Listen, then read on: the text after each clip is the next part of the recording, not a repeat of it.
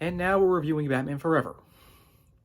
Despite the commercial disappointment of Batman Returns, a third Batman movie was in development. However, Tim Burton ended up leaving the project, as did Michael Keaton.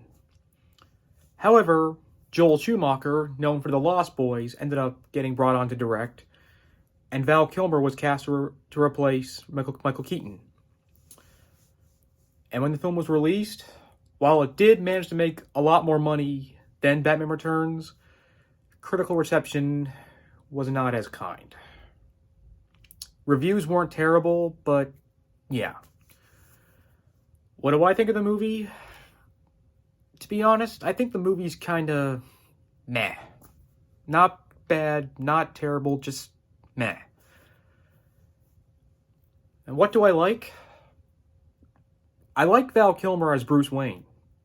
I like that this movie kind of explores the psychology of Batman, which is something not a lot of Batman movies have done, but will be done again, or seems to be done again in the upcoming Batman movie with Robert Pattinson. Elliot Goldenthal's score was nice too. While it's not as iconic as Danny Elfman's, it's still enjoyable to listen to. I liked some of the action scenes, and while they were kind of unnecessary, the visuals were nice. Like the color, it's a pretty film to look at, pretty much. Now, what I don't like. Val Kilmer's Batman's kind of hit or miss. Chris O'Donnell was kind of whiny as Robin. And yeah, the villains in this movie, I don't know what they were thinking. Like, Jim Carrey and Tommy Lee Jones as the Riddler and Two-Face they did do good what they were given, but the problem is what they were given was crap.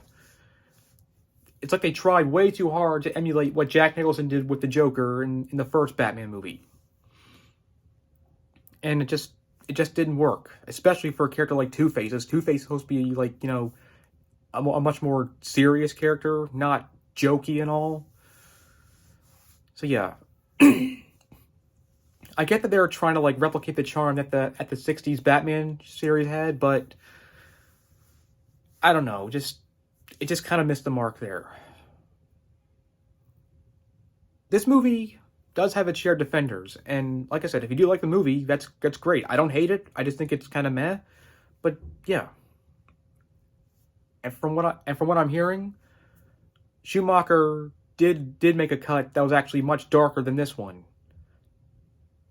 And there's actually a movement now called Release the Schumacher Cut. And to be honest, I kind of hope that we do see that cut.